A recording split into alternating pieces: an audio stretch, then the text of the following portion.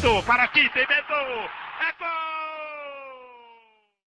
Salve, salve, meus amigos! Deixe seu like neste vídeo, inscreva-se aqui no canal caso você não seja inscrito, porque a gente vai falar sobre o título do Fluminense e o impacto que isso tem na gestão do Flamengo. O Fluminense, como todos sabem, é campeão da Libertadores da América. Enfim, o Fluminense leva a taça da principal competição sul-americana para casa. Com pouco até do dinizismo, a gente vai chegar lá e falar mais sobre isso, tá? Agora, eu queria, primeiramente, antes de analisar o jogo em si, fazer um desabafo sobre a gestão do Flamengo em 2023. Quando o Flamengo vê o Fluminense erguendo a taça no próprio Maracanã, saiba você, torcedor do Flamengo, que você esperava levantar ao ver o seu time erguendo a taça na final, né, no jogo único do Maracanã. E isso não aconteceu devido à incompetência escancarada e desnudada dos dirigentes do Flamengo, sobretudo do presidente Rodolfo Landim, que teve uma atuação como presidente do clube, ou seja, como mandatário supremo do clube, desastrosa em 2023, né? O Flamengo, e aí me parece claro isso, né, diante do que a gente vê acontecendo com os técnicos, e para isso a gente tem que traçar uma linha do tempo, foi muito incompetente na forma como se relacionou. E quando eu falo do Flamengo, eu falo evidentemente daqueles que compõem a gestão do clube, né? Porque o Flamengo é muito maior do que qualquer coisa. Mas aqueles que compõem a direção e que determinam os rumos do Flamengo. Retomando aqui o raciocínio. A forma como essa gente se relacionou com os jogadores nesta temporada foi extremamente danosa.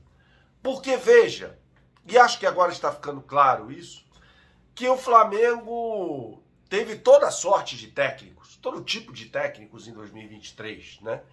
E que o problema, claro que foram escolhas mal feitas, e eu quebrei a cara aqui, dou a mão à palmatória, várias vezes eu quebrei a cara quando falei sobre isso aqui no canal, né? Trouxe especialistas, inclusive, e vou continuar trazendo essas pessoas aqui no canal para tentar enriquecer, para tentar trazer conteúdo, para tentar lhe informar melhor. Mas você tem um Vitor Pereira, né, que chega ao Flamengo logo para disputar competições muito importantes, né? E aí foi uma gestão, foi uma direção que contemplou esses jogadores no final do ano passado com 42 dias de férias. Jogadores que tinham conquistado Copas do Brasil e Libertadores da América. Jogadores estes que deram vexame, mal preparados fisicamente, evidentemente, mal preparados talvez taticamente, mas deram vexame nos campos do Marrocos. Eu estava lá, eu assisti aquela vergonha do jogo contra o Al Hilal, um dos grandes vexames da história do Flamengo. Falei isso à época e reitero aqui o comentário em relação àquela derrota absolutamente vexatória, né? E inclusive com o Gerson sendo expulso naquela partida, né, para rubro-negros atônitos que presenciaram aquilo tudo. Pô, o Gerson foi expulso, né? Expulso num jogo de semifinal de Campeonato Mundial de Clubes. É mole.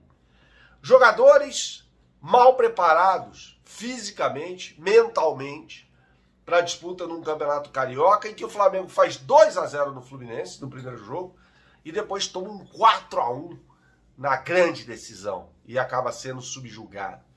Depois veio a vergonha também do Maracanã, com a derrota, a perda da Recopa Sul-Americana para o Independiente Del Valle. Um time competente, com uma gestão muito competente, um contexto completamente diferente. Afinal de contas, o Independiente Del Valle é um clube pequeno, com uma torcida minúscula, mas com um nível de cobrança também minúsculo, mas organizado, né? E aí dá um tapa na cara com luva de pelica do torcedor rubro-negro que foi assistir a Recopa no Maracanã. Pois bem, a coisa continuou. Sai Vitor Pereira, entra Jorge Sampaoli. Jorge Sampaoli no início... antes disso tem Mário Jorge, e a derrota desgraçada, ridícula, para o Maringá por 2-0 pela Copa do Brasil. Chega Jorge Sampaoli e o Flamengo espanta aquele que seria a joia da coroa dos vexames em 2023, ao vencer o Maringá, meter 8 no Maringá, no Maracanã e tal, mas uma equipe quase amadora, enfim. E aí o Flamengo, sob a gestão de Sampaoli, em determinado momento dá a sensação de que sairia, enfim, do buraco para buscar algo grande na temporada. Lendo engano, o soco na cara de Pablo Fernandes, então preparador físico de Jorge Sampaoli, foi o soco na cara do torcedor do Flamengo também. Porque ali era para o Sampaoli ter sido demitido. Ali, naquele momento. Falar, ó, meu camarada, você trouxe esse cara aqui, não dá para você ficar mais aqui e tal. Até porque o Sampaoli passou pano para a atitude desvairada, completamente enlouquecida, neurastênica, né, do seu preparador físico. Pois bem, Jorge Sampaoli é mantido e o Flamengo faz assim. Por insistência única e exclusiva do presidente Rodolfo Landim, Jorge Sampaoli, mesmo quando não havia a menor condição de nada, é mantido à frente do cargo, né? E jogadores se estapearam em um treino, Gerson e Varela, e foram escalados numa cena constrangedora com Varela com a cara toda arrebentada para um jogo de Copa do Brasil. Olha a situação em que o time profissional, o time que mais fatura no futebol brasileiro, entra para a disputa de um jogo de mata-mata de uma competição importantíssima que era a semifinal da Copa do Brasil. E aí, quando já não havia a menor esperança, Landim mantém Sampaoli à frente para demiti-lo somente após a derrota, né? O empate por 1-1, mas foi uma derrota, porque o Flamengo havia perdido o primeiro jogo, na decisão da tal e dita competição. Vem Tite, consegue 2 vitórias e 2 derrotas. A última delas absolutamente vexatória contra o Santos.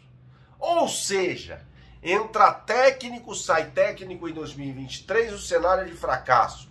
A culpa é de quem? Vocês sabem. Saudações, até a próxima e tchau, tchau.